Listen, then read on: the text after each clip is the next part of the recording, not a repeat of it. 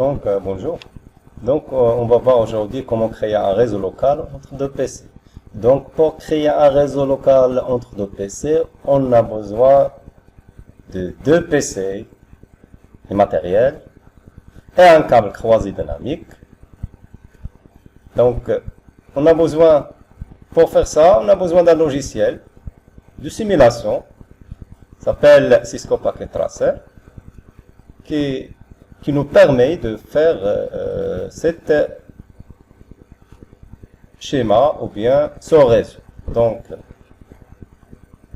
c'est ça le logiciel Cisco Packet Tracer. Donc, on va le voir ici, les matériels qu'on a besoin. Network device, c'est les routeurs, et les PC, etc. On choisit premièrement le PC. Cliquez sur générique, puis glissez d'autres PC. On va le nommer les PC. Donc, au lieu de PC 0, je donne PC 0, je donne une adresse.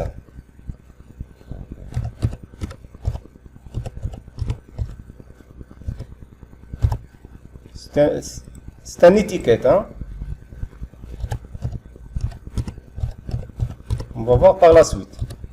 2. C'est bien, on a besoin d'un câble, ce qu'on appelle câble croisé dynamique.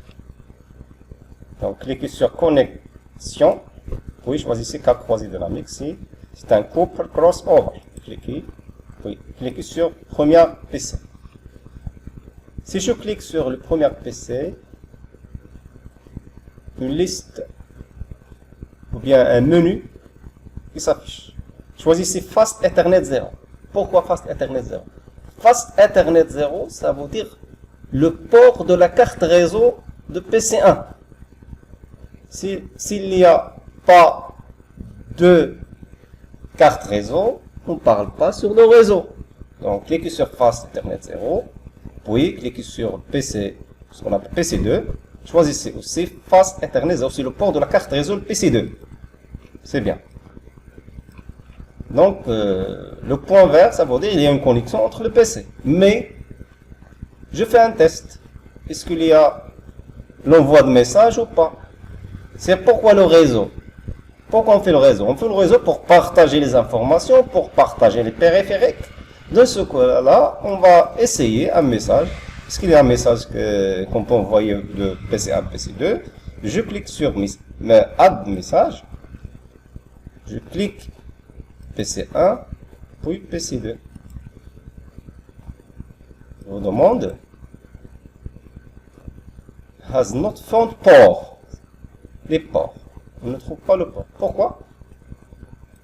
Parce que chaque port, il a besoin d'une adresse qu'on appelle adresse IP, Internet Protocol. C'est une adresse de port.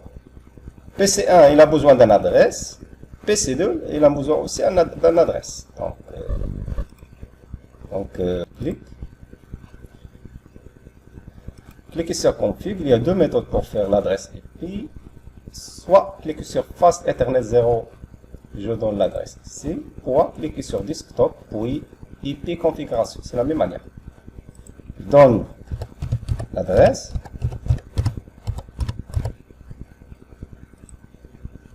Le masque saisi vient subnet mask.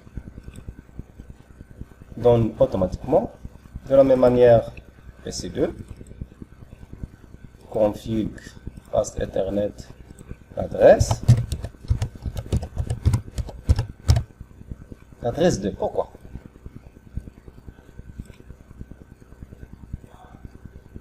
De 1. C'est l'adresse d'un réseau. Mais 2,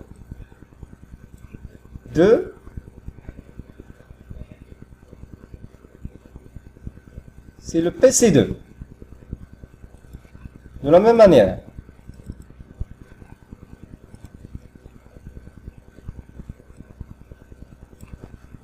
L'adresse du réseau. Et 1, c'est l'adresse de PC. Ça la différence. Un et l'autre 2. On teste. De la même manière, on teste. C'est bien. Je donne des simulations. Je clique sur Capture Forward pour faire les étapes, étape par étape de passage de message. C'est bien. Autrement, je donne le message. Et là-bas, je donne successful. Ça veut dire qu'il y a un transfert de message entre les deux PC. C'est bien. Normalement, il y a d'autres méthodes. D'autres méthodes pour vérifier est-ce qu'il y a un message entre les deux PC. Double-clic sur PC1, cliquez sur Contrôle, l'invite commande, et je clique, et je tape ping, l'adresse de PC2. C'est bien, le ping passe le ping entre le PC1 et le PC2. De la même manière, si je clique sur PC2, desktop, l'invite commande, si je tape l'adresse de PC1,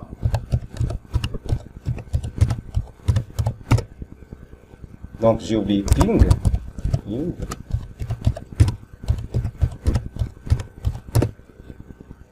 Donc c'est bien. Donc on a créé un réseau local entre deux PC avec un câble réseau et une carte réseau